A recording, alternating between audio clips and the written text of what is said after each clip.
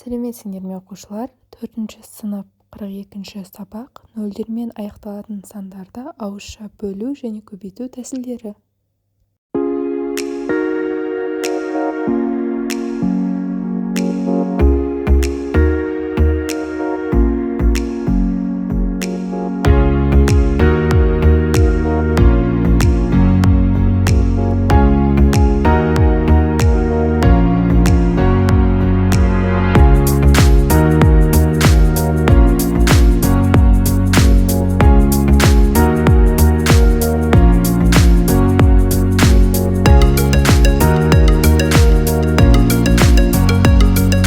Бұл жерде 2310 санын 200-ге көбейту тәсілін көрсек, яғни 2310 санын біз 231-дің 10-ға көбейтіндісі, ал 200 санын 2-ның 100-ге көбейтіндісі деп қараймыз.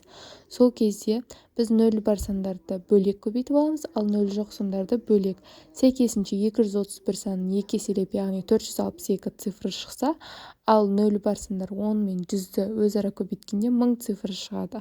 462-ні 1000-ға көбейтсек, біз жай ғана осы 1000 цифрында негізінен 3 0 болса, 462 санына 3 0-ді тіркей салады екенбіз.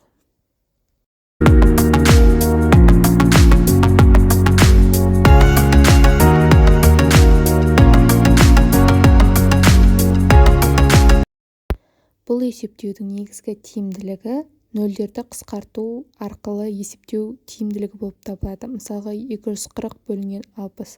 Бұл сандарда негізінен бір нөлден болғандықтан оларды өзара бөлу арқылы негізінен бір цифрдың алынуы, немесе 2400 бөлінген 600. Бұларда 2 нөлден болғандықтан оларды өзара бөліп 24 бөлінген 6 бөліндісіне әкеліп есептеуге болады.